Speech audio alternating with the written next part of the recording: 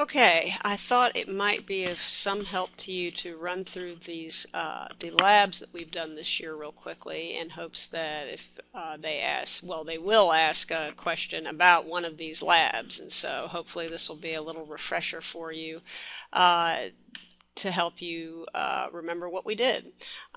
So I'm going to do one at a time. So I'll have 12 little podcasts here that should go pretty quickly. So the first lab, and please understand these are numbered in the order in which they appear in the lab manual. This is not the first lab we did, but we did do it early in the year. Lab 1 deals with diffusion and osmosis. In particular, we did this lab as part of our unit on cell membranes because that is the structure through which diffusion and osmosis occurs. And essentially, what we did initially was we placed some dialysis tubing bags filled with different concentrations of solutes into some distilled water, and we watched what the water did. Let me see if I can. Okay.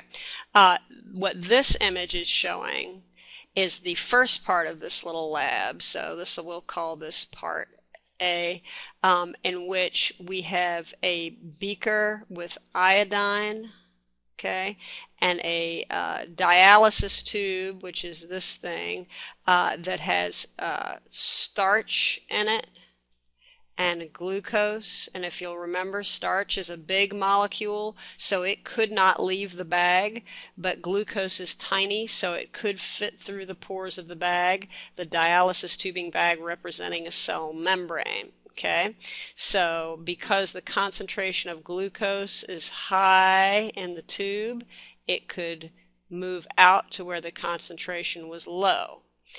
Because the starch is so big, it can't leave, so it stays in.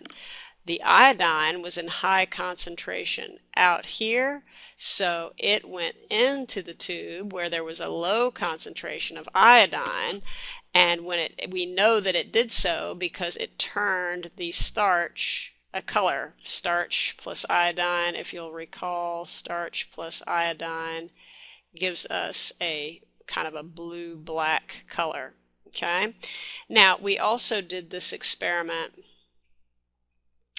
with just sugar. So we had 6 different cups, and all the cups had just plain distilled water, distilled H2O in them, and we put a dialysis tubing bag, for example, maybe we put a bag of 1.0 molar or 0.8 molar or 0.6, 0.4, 0.2, and 0. So the question is, which bag would take on the most water? Which bag would take on the least? Because the concentration of pure water is highest out here and lowest in here because the concentration of solute is so high, water would flow in and we would expect to see the greatest amount of mass change in that bag. So the way we are telling the differences between how these pretend cells are responding to different concentrations of water and solute is we are measuring mass changes. We did the same sort of thing with hunks of potato and tried to determine the molarity of solute in the potato. Okay.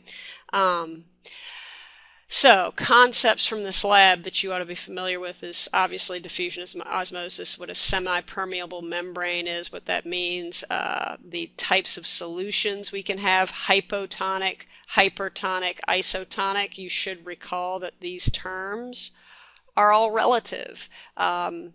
If I have a beaker and I cut it in half with a membrane, and I have lots of solute in the water over here and no solute over here, then this is hypertonic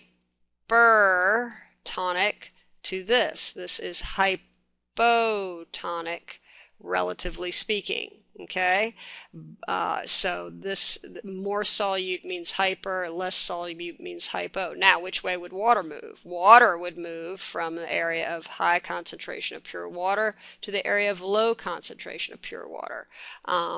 So, at any rate, water potential, if they ask us about the equation on this, then we're just going to have to say oops, because I think it's not worth taking the time to learn. But water potential is essentially, if you see this term, think of it as saying a water concentration. If something has high water potential, it's got a lot of water and relatively little solute in it. High water potential means the same thing as high concentration. Water will always move from high to low water potential, just like it moves from high to low concentration. All right. Okay, we just said this. It moves from hypo to hyper or high to low. Now, whether or not solutes diffuse depends on their size and, of course, their concentration as well. So starch couldn't diffuse, but glucose could, kind of thing. Right here is an example of a possible essay question. I think you probably have this in the packet that I gave you. But a lab assistant prepares solutions of 0.8, 0.6, and 0.4 molar of sucrose, which is what we used in the lab with all the different beakers when we were doing the lab. Sucrose is big enough that it can't diffuse across a membrane, so it's kind of like starch in that way. And he forgot to label them. He realized his error, and he's just going to label the flasks randomly A, B, C, and D. So we got 4 flasks with different concentrations. We know the concentrations, but we don't know which flask they are in. So we just call them A, B, C, and D. Now this asks you to design an experiment based on the principles in this lab, diffusion as osmosis, to figure out which beakers or flasks contain which solution. It asks you to describe how you'd set it up, the results you'd expect, and to explain those results based on the principles involved, meaning the principles of diffusion and osmosis. Okay? So I'll leave that. If you've got questions about that, please see me. All right, so that is Lab 1. We will do Lab 2 in the next little mini podcast. Thanks for watching.